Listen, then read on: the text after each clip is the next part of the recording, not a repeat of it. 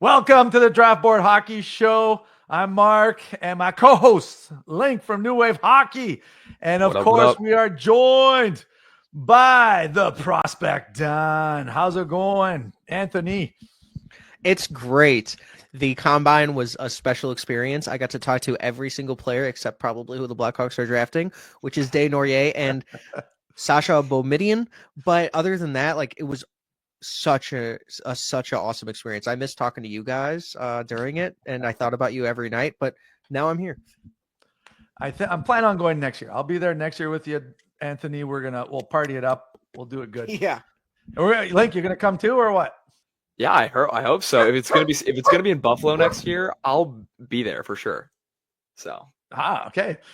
All right. Yes, that's sounds like a plan then, guys. Next year, book it. So any big things that you can't divulge, but some things about the prospects that you learned over the weekend there, Anthony? Yeah, there was a lot actually. Simon Wang had a fantastic interview with a ton of media during the scrum. I think that Mason West is truly 6'6" and a quarter. That man is very tall. He was the talk of the town. A lot of the people talked about his quarterback playing style and talked about the football, but he actually, obviously this came out before, but he is going to be playing hockey after his next year. He's going to play football one more year. Roger McQueen said that he's pain-free since the last over 30 days. So he participated in the bench press and the pull-ups too, and that was kind of a surprise to a couple people. I think that Jake O'Brien, actually, Stevie Y saw Jake O'Brien 3 times this year, so I think that could be something interesting. Utah said that there's that smoke where there's might be fire here, but Utah really likes Brady Martin. Is that going to be a trade down? Because we also are hearing trade down wise. I think Jackson Smith isn't committed to Penn State yet, but he did visit the day of the scouting combine, which was the Saturday. And there could be an announcement anytime, but they are deciding between WHL and NCAA. So my first take is I've seen the Brady Martin at number 4, and I cannot see that. Sorry, I love Brady Martin. I love the type of hockey that he plays, but you have to have a certain skill set to be a 4th overall pick in an NHL draft, and I don't think he possesses that. But he is going to make a team very happy. It kind of, it reminds me of the whole Colby Barlow kind of thing, right? I thought he went a little bit high in that draft, and if Brady Martin goes 4th, that's a hot take for sure. I'll counter that by saying that this franchise has reached on a center from the Sioux not all that long ago. And to be honest, I could totally see it happening. Do I think it's worth it for what Brady Martin brings? Not necessarily. I have a couple centers ahead of where Brady Martin, who would be available at number 4. But man, that's enticing. I kind of like it because I think it'll make the draft very interesting. I think it'll definitely shake up a bunch of things. And that 4th overall pick, I think it might be a smokescreen because I think that's some trade up bait. I've been hearing a lot. I mean, obviously, everyone's been setting ablaze the market. There's rumors Montreal is going to trade up there. There's going to be rumors that Pittsburgh is going to trade up there. There's rumors that Boston trades up there. It's, again, the rumors were set ablaze. And again, like Elliot Friedman says, you got to kind of just pick apart what's true and what's not. So I'm intrigued. I love it. So I can't wait to see the end of it. I did so many scenarios in my notes and trying to figure out what my rankings would be in the mock drafts. And I can't even put Brady Martin in my top 10. I mean, I have him slotted 12 after Mirka at 11. And I think that there's just so many good players in this class that you can't take Brady Martin 4. I don't think you could take him 7. Being realistic, in my opinion, it has to be a trade down. I think that Brady Martin does a lot of good things. He's farm tough. He's very funny. He stole the show with his interviews. I think that he is a really good player. I do not think that he's the 4th overall pick, and I don't think that he can get up there. He didn't do anything that was 4th overall this year. Did you see my tweet about how many animals he has on his farm exactly? No, but it was by his own count, I think he said 4,000 pigs, 60,000, 60,000 chickens, and then 250 dairy cows. That's farm tough. This guy that's really. A farmer. That's a real farmer. Now, farmer. you were saying that, this draft, realistically, even the first overall pick might be up for, debate. And it's one of those things. Like, I mean, We'll Misa get into do that with our subscriber comments. There was a couple. yeah. I mean, Misa does have a legitimate, I'd argue. yeah, for first So, overall. yeah. I mean, and Hagen's because of the hometown and the potential for growth. I mean, you have him in your top tier, so It's interesting. yeah, for sure. Anything else, prospect Don, that you liked or who you liked at the combine? Well, I talked to every single prospect I could. There was like 65 plus. So there was a lot to learn about a lot of these prospects. I could probably do like a 24-hour live stream show on this. But like, I think that people that surprised me was I really liked Banak. I think that he was incredible at the interviews. I think that he answered a lot of the questions that people had on him. Same with Cam Schmidt with his size. Cameron Schmidt, in my opinion, was one of the most humble players, but I think that he understands that he has a long road to go because of his size. So it's an uphill battle, but he gets it. He understands the size. He understands that. Carter Bear is skating. He's going to start doing some on ice stuff, like with the program and everything, with whatever there is. If there's a dev camp, I don't think he's going to be doing that stuff, but he dodged a bullet with the lacerated Achilles injury. I think that it's something that isn't really talked about, but if he fully lacerated his Achilles and it was a really bad injury, there's no chance that this guy would be skating 2-3 months after. I mean, it was right before the playoffs for Everett. So what is that, like March? Something like that. Right. And yeah, and then Nesbitt was awesome, and Murtag was great to talk to. I love this kid. He like took time after all of this stuff and was just talking to me, like very cool. Jacob Rombach, very cool. I owe him a pint of ice cream, raspberry chip, if he gets drafted by the Blackhawks, because that's his favorite team. And he said that they've met with him multiple times. Vaslav Nestrasil's camp actually messaged me today or yesterday and said that the Blackhawks met with him for dinner earlier in the season because the Blackhawks didn't take anybody to dinner during the combine. And they also met with him early in the combine portion. And they said that there's serious interest there. So I think that at 25, it could certainly be a spot. I hope I didn't just get somebody else to trade up for him. If you're my NHL team watching this, because Mark is plugged in, but Blake Fiddler was also awesome. I really like Milton Gastrin, very down to earth person. There was Anton Frandel who juggled during the hallway. So I asked him about this. Victor Klingsell told me that Anton has just juggles and is really weird with that. So I asked him if it helps his reflexes, and he's like, "Oh yeah, for sure." Like hand-eye coordination. Great athlete altogether, and also a player. I'm gonna end it on this. Or two. Joshua Ravensbergen is legit. I think that he's going to be a star in this league. Talking to him, he said he was an incredible skater. He worked on that because he believes that it helps him try to retrieve pucks and also makes him a better goalie because he is okay with, like, he is comfortable on the ice. I think that's very big and very important. I thought that was one of the best conversations I've had. And he has a he's a baby face. So like the 6'5", it looks like it's very interesting to see a 6'5" with a baby face because it's like that, I haven't really ever seen that. And then Braden Cootes was absolutely awesome. I know we're going to stay into this, but like I said, he reiterated he gets Chipotle every single day. I love that consistency out of this guy. Multiple prospects said that he was the best player he played against and hardest. And Radim Murkra is freaking hilarious. So that was my rundown. Love it. Unreal. Yes, bravo. The prospect Don just knocked it out of the park. All the journalists work for us, eh? Yeah, yeah, I love it. I could literally talk about this for. I was going to say we talked before the recording, and we were talking like we could have talked for like you said hours. It's awesome. We could fill a whole video of just like kind of just this combine rumors. I literally just what I did in between the French Open and the Stanley Cup final last night. I was literally sat on my couch with my laptop open. I think I watched every single like piece of interview that like the Calgary Flames, Boston Bruins, Flow Hockey posted. I just digested all of it. So like I really like a lot of them right now. Like it's fully draft season. I'm so hyped. Okay, so you know what? The prospect Don stated that Braden Cootes is a beauty.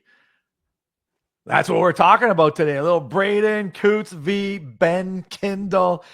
And it's a little bit, now we got three of us, so we can, there's got to be a tiebreaker here because we do know that there is a tiebreaker coming up. So how do we want to begin this? Linc, I'll let you have the floor. How do you want to start this there, Mr. Linc? Well, we can totally start this with my favorite of the two, and that's Mr. Ben Kindel from the Calgary Hitmen of the WHL. We liked this. I really liked this comparison. Honestly, I thought this was going to be a really good thought experiment because I think these players, they play very different styles, despite being kind of considered like very like solid offensive talents. Like in, I would say the middle to late of the first round. These guys offer a lot to go with.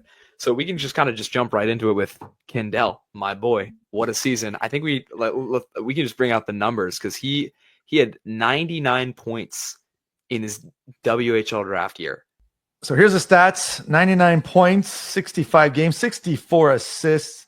Are these heights and weights appropriate now since we got that from the combine? Well, he's added about 4 pounds. He's currently at 180 pounds, and he officially measured in at 5'10 and a quarter. So he's a bit on the smaller side, but his point totals clearly aren't. One thing I really love about Ben Kindel is that obviously there's a lot of offensive upside here, and we can talk about it for days. The stick handling and just the deception in his game, both with the puck and without the puck. I mean, just look at this highlight here. Just whoop. He's going to be someone who's just so deadly on breakaways. Like it's absolutely insane. I love seeing like smaller players do just wonders like that. But his off-puck ability is just as impressive. A lot of the stuff that he was being able to accomplish this year was in the offensive zone. He was, I think, a top 3 slippery player, which like is such a weird way to describe someone, but like he just gets open in space like it's nothing. I will say, besides his tremendous IQ on the offense and defense and in transition, all of his tools are kind of average, which again, he will be able to develop. He'll be able to get into that mindset. But look at this. That's just pure, just finding open space and just knowing exactly where to pass here. He just carves up left bridges. Well, let's be real. Left bridges, not the greatest, but look at that. And he's been doing stuff like that all season. When Carter Yakimchuk was on the ice, he was feeding Carter Yakimchuk, and it led to a goal almost every single time. He was excellent last year. He had an even better year this year with Carter Yakimchuk out a lot of games. He made a guy like Oliver Tulk way better. I really think that Ben Kindel has just displayed himself as an offensive dynamo. How is that going to translate to the next level? Of course, we're talking about 2 smaller guys in this draft. And obviously, I know you guys got to make your points for Cootesy here. But I really see a guy who is going to be a middle 6 scorer and is going to add some really interesting power play time here. Look at that shot too. I feel like with some more power, he's going to really have an interesting wrist shot there. Like that's some great accuracy. And we were seeing stuff like that all year. I think what was it? He's at 32 goals. Something like that. He had a great year, and I'm really impressed by it. So, yeah, 35 goals. Yeah, so you know what? I'm going to chime in right now. Ben Kindel, okay, what do you think he needs to work on though? Because there's a couple of things that there's a couple of things that I like. His skating's obviously his skating obviously is not the best. Like I said, jack of all trades, master of none. He's got an incredible hockey sense on both ends of the ice, but the stick handling, it's pretty good. It's not game breaking. His shot isn't game breaking. His passing ability is really solid. The skating isn't game breaking either. So we got to talk about like kind of realistics and what kind of he's going to be at this level. Some of the compete issues that he's had on the defensive side has been a little bit iffy, but one thing that I've kind of noticed is that he's one of the best anticipators in this draft. So to me, he's been able to round himself out pretty well with his IQ and his anticipation. But there's still obviously things that he needs to work on. One of my biggest things that I've been saying for a lot of the years, I would love to see him go to the NCAA more than kind of a lot of other people. He will be able to round his game out, I think, a lot more in that environment. He's someone that could really gain from that environment. Obviously, I think Wisconsin would be a really nice landing spot. His teammate, Oliver Tolk, went there. That would be pretty awesome. But I want to hear what you guys think about Mr. Kindel, and we can talk about his rival, Braeden Cootes. Prospect done. The floor is yours. Okay, so I got to speak with him just at the lobby, and he gave me like 30 minutes of his time, and then I recorded everything. So I got a lot of good on who he is as a person. I think that he's really grounded, really down to earth. I think a lot of these kids are. I mean, they're 17, 18 years old, but he's very mature for his age, even with the baby face, in my opinion. Like Linc said in the beginning, I think that what needs to improve is his obviously shooting percentage. I think that it was a little low this year, as well as like his hockey IQ is his favorite, in my opinion, skill that he had for himself, and then his skating and his shot. So I don't necessarily understand the like hockey IQ portion. I think that he is it's above average for sure, but I don't know if it's his top skill. I think that he has some because of the defensive end. I don't think that he has a lot of defensive awareness, in my opinion. In the offensive game, he is good, but I don't think he's a 200-foot player. I think that Cootes is a 200-foot player. I think that when you're watching this guy, it's like there's lapses. I think that during lapses and you're playing the playoffs, that's when you could get burned here. I think obviously for a lot of these guys, they have a lot to work on, but his reaction time, like you were saying, it's so good, but I think his defense could be a lot better because of that reaction time. If you are already twitchy and you are already so aware, I think you should be, and your anticipation is good. I think the defensive side and the takeaways should go up a little bit, and I think it will. I don't know if Linc was going to chime in there, but no, I mean, so yeah, I you guys covered everything pretty much to a T. They're like you said, they're the skating part, especially if you're 5'10". If you're 5'10", you got to be a pretty dynamic skater.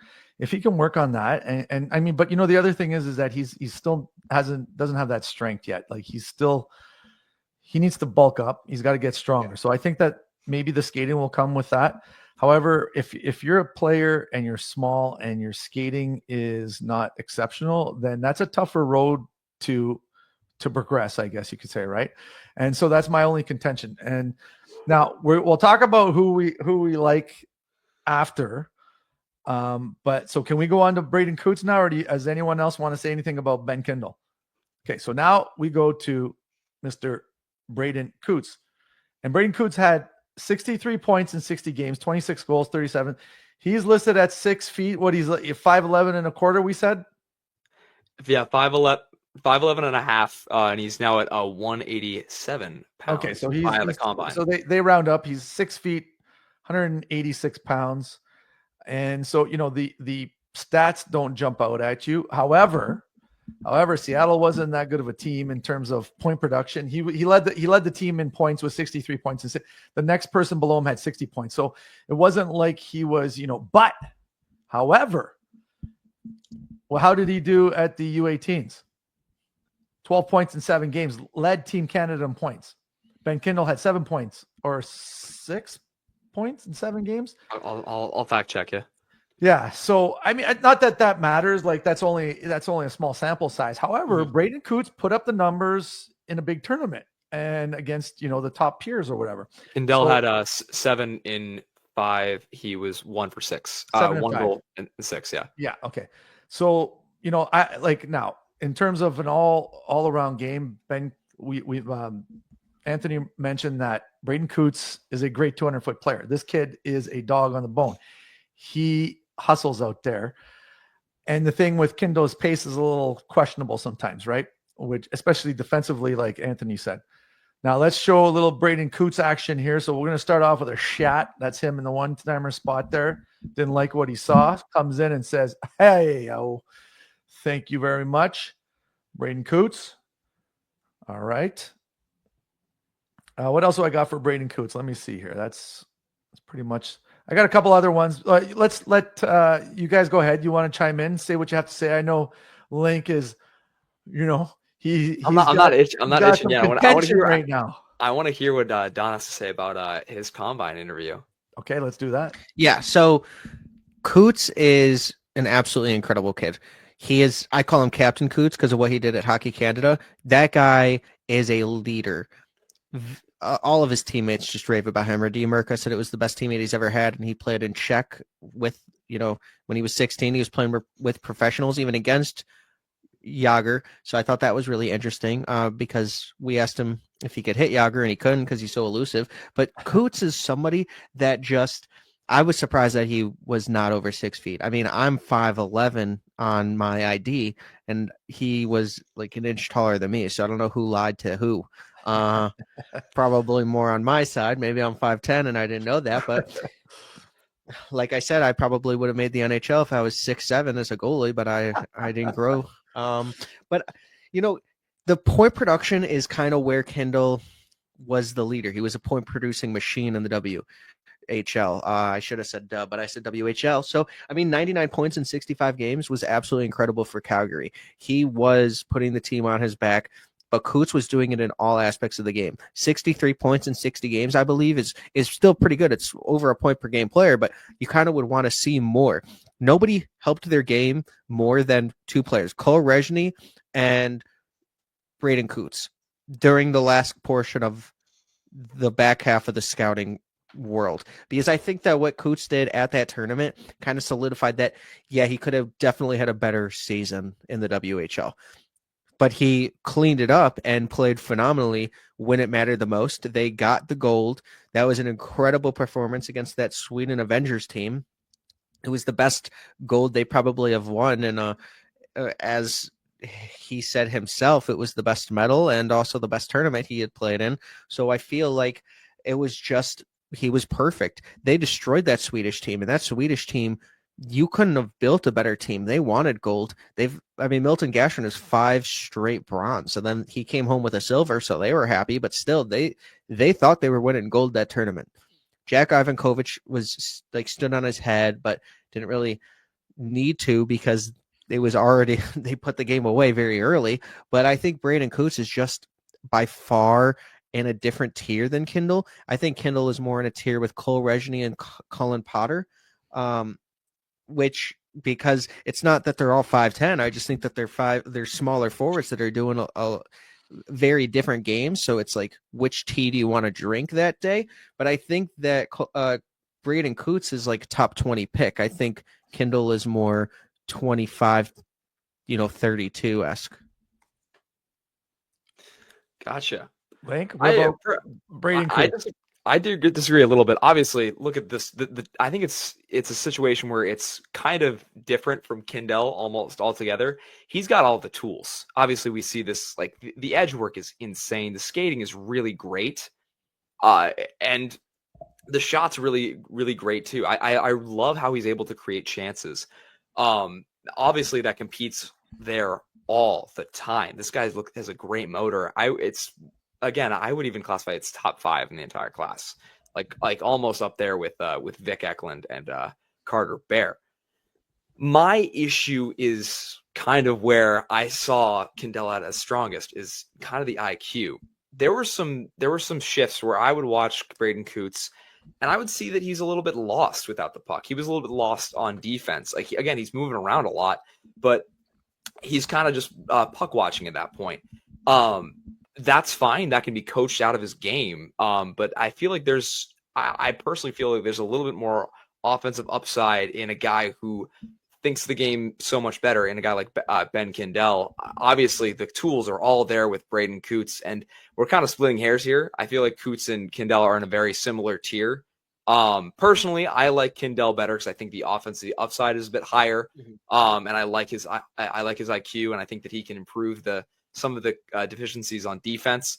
But Cootes, again, has just as good a chance to succeed at the next level. I just personally will be taking a swing on Kindel before Cootes, but we're arguing over a few matter of positions here. So we'll see. The thing is, okay, so this is personal preference at this point, but in reality, when you look at like how the NHL typically, drafts in past, so I'll give you a good example. Andrew Crystal. How did he do in his draft year? unreal. Was like he had the most points, I think, in the double besides Bedard, but he had an unreal. And where did he go? He went in the second round because he's small and he didn't skate well. And I'm not saying that Ben Kindle is not a great player. I love Crystal. I took him in my dynasty draft because I think that offensive upside, you can't teach that. You can't teach that hockey. He showed it off this year. He showed it off this year like a lot. So that's like I'd be envious if I was Washington right now. So no, I know, and that's what I'm saying. No, but I'm just telling you, like the NHL, how they draft. It's just, and you know. So Anthony, I'll ask you as a Chicago Blackhawk fan, how in the world did the Blackhawks not draft Andrew Crystal when he's like best friends with Connor Bedard? Like I didn't understand that. I thought Andrew Crystal was Chicago. I tweeted this out like back in March. I was like, the Blackhawks should have drafted Crystal at 35 and not take Adam Guyan. No offense to Adam Guyan, but he was already best friends with Connor Bedard. He showed everything he needed to during that draft. I was actually upset. You have a guy that doesn't really have any friends here, and there was already rumors that he didn't want to come to Chicago, which is obviously fabricated or whatever, but you have an opportunity to do what Columbus did a couple picks earlier by getting Fantilli and then drafting the under 5'8" Gavin Brindley, my boy. Yeah, and he's great. And the thing is, I think Andrew Crystal was actually higher on my board than Brindley, and I was like super excited because I was like, oh, we're taking him for sure. Obviously, we didn't go that route. It was very upsetting. Capitals got an absolute steal. They've been getting steals during drafts now for a couple of years. Yeah. So obviously, Adam Guyan did not hit, in my opinion, to what they thought. And he actually was undrafted the year beforehand, and then you use a second-round pick, an early second-round pick, which you basically get a first-round pick in the 2023 draft. That's a first-round pick in this draft, 35 in that draft, because there was just 45 first-round picks, in my opinion. They wasted that pick. I've said this. I know that might get hate from Blackhawks fans, but we wasted that pick. We obviously got it back with Nick Lardis. I was very excited. We got him at 66 overall, or 67. I can't remember. I think it was 67. And it was just tough to see because he was obviously the best player available at that time. But back to Mark's point, that's not always what everyone values.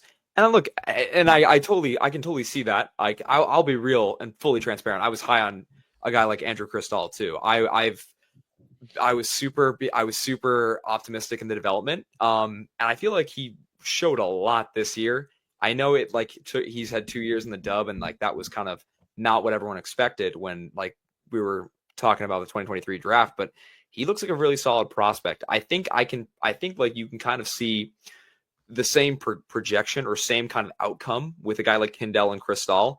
You're looking at someone who's going to be middle six, who's going to be contributing to the power play, who is going to be that guy that you can always rely on to get points and create chances for your teammates. So in that scenario, I really like the upside of Kindel in that scenario. But I can totally see, obviously, the NHL loves its centers. Braeden Cootes is, I'll be real here, Braeden Cootes will probably go ahead of Ben Kindel. That's like no secret at all. But I'm just telling you what I prefer. I think Braeden Cootes is going to be the better playoff player and that's kind of like these guys are so tight and close in the rankings that I think, and they're very different, but I think that tenacity, the way that Cootes plays, his leadership, which doesn't really mean much, but I just think that just his makeup, even mentally, as well as the way that he plays, the hard skill he has, I think that just kind of gives him the edge here. Obviously, the offensive upside and the skill. I don't think Kindle is an Andrew Crystal, in my opinion. I know what you're trying to say, but I don't think that. Yeah, I don't see that. Not like to the comp of him. Same sort of role, but yeah. That's what I got. Mm-hmm. That's what I meant. Obviously, they probably are both middle six centers. It's just who has the upside to be a second line center, and I think Cootes does. I don't know if Kindle does, in my opinion. Kindle's actually a winger too, so that's that kind of also. Well, I'm talking about top six. I'm talking about who the second line player is out of those. I think they'll probably most likely end up being middle six type players on whatever team they get drafted. So, I mean, you're kind of, like you said, splitting hairs in terms of, but yeah, so, I mean, I don't know. I think that's the fun of this experiment. These guys are probably going to be like the exact same player. So it's just kind of who you prefer. Yeah. All right. So I know that in terms of voting, I went with Cootes. Anthony, who are you going with? Kindle Coots, yeah. We knew that already. It was kind of, and then Linc was the only one that had Kindle over. That's okay though. You know what? At the end of the day, they're both two good players, and they are both probably most likely going to go in the first round of this draft. And then it's just a matter of seeing how they progress and develop in the near future. But you know what? They're both great players. You know what? I like both of their styles and their games. All right. So that's it for Braeden Cootes and Ben Kindel. So you know what that means. Follower questions. Woo! All right, Linc, what do we got here? We were dominated by really kind of one question. Not a lot of people were talking about Mr. Cole Retchney, but people were kind of, again, we were there were some Martone questions, there were some Martone statements. There was some Retchney to the Flyers. You know, a lot of our Flyers fan base, you know, it's really big. So hoping to get some Chicago fans here too as well. But one question in particular, and actually one kind of thought bubble in particular, kind of piqued my interest, and I wanted to bring it up with you two today. Claude LeMay 3912 says, I think the Islanders would gain a lot by trading picks with the San Jose Sharks. They would pick up Misa, and they would probably get a good prospect or a pick. This has been a discussion for a little bit, and I'm actually really glad that you didn't bring this up because I was kind of primed and ready to talk about this like during this section. There's been some rumors. They've been talking about the San Jose Sharks giving up one of their defensemen to draft Matthew Schaefer first overall. I saw like someone proposed a trade, Sam Dickinson and the second overall pick for the first overall pick. I don't think that's personally, I don't think that's enough for Schaefer, but I want to know what you guys think. So go ahead, Prospect Don. You want to talk about this? I think even though it's tough giving up a player like Sam Dickinson, who he's a great defenseman other than the decision making a little bit, I think that you're going to need to give up a lot more. And also, the Sharks have the assets to give more picks up. I think it'll be like, even though Misa might be the better player than Schaefer, I think that is something that we don't talk about. But the thing with the Sharks is they need Schaefer. Their defensive prospect pool is not good upside wise. And giving up Sam Dickinson would also be like you're trying to get a defenseman and then you're giving one up. I think it would hurt both teams. A trade that I would want the Sharks to do if they did it was, you know, like 2 Quentin Musty, even like Igor Chernyshov, so that it would like incentivize the Islanders to try to trade down so that they can have that line with Misa and then multiple picks. But I wouldn't give up. I would pay extra to keep Sam Dickinson because the reason that they would be trading up for Schaefer is because their defense is not very good. So I wouldn't trade for the number 1 pick, giving that up. I think the thing is you're splitting hairs here. Both teams need defense. That's the big thing here. But I think San Jose needs to kind of just chill, relax. Because if they offer something that like they kind of can't come back from, like the second overall pick and a ton of prospects, I don't think that's the thing. I think Misa is a great prize at number 2. I personally think he's the best player in this draft. I've said that many times. I've been on this train for a while. And I don't think Sam Dickinson is close to the caliber of defenseman that Matthew Schaefer is. I'm sorry. And I think he wasn't a top 10 defense. He wasn't a top 10 player in last year's draft. In my view, he was close. He was just outside, but he fell to the 11th spot. He did win the OHL defenseman this year. I don't think that's enough to get a guy like Schaefer. So I would stick with Misa. I think you're getting a lot in Misa. We talk about trades in the top like 3 every year. It never happens. And the team usually just stays happy with their picks most of the time. So I don't know. I'm not warm on this one, but I'm usually into some like crazy trades usually. I'm usually into it. So Mark? Yeah, I mean, you know what? Again, I think it depends on what the package that is being offered, because that's a tough position, right? You got the first overall pick, and you kind of get to decide, where your team goes with that pick. And so I think, Dickinson and the second for the first overall. I think like the prospect Don said, you're going to need a little bit more. And you said that too, Linc. So I think, I think that this draft is going to have a lot of trades in the first round, especially. I think there's going to be a lot of action, which is going to be a lot of fun. However, it all depends. If that trade goes down, then, where do the dominoes fall after that, right? It might open up like a whole bunch of trades. Who knows? But it's going to be interesting to see, that's for sure. I think there's going to be a lot of trades in this draft, though. That's going to be a lot of fun. I think you're going to see the first one. Either you're going to see someone trade up. I think it's either going to happen at 4 or 8. Honestly, I think we're going to see it. We're like, we say this every year. It happens every year, but we're going to see. I think we're really going to see a top 10 trade this year. So, yeah, it's going to be. I think this is the year for it to happen. So, and then I guess the last one, I guess we talked about. I guess we didn't really talk about this last year. But Cody Nick 1999 says Retchney to the Flyers, calling it here. I know you responded, but the Don's thoughts on Retchney, because we talked about it last time. I would love getting Retchney that late. If we could land him at like 22, I think. He's gonna be available at 22. I think if we can land him at our third pick, the 32, I would be, or 31, 32, 31, 32.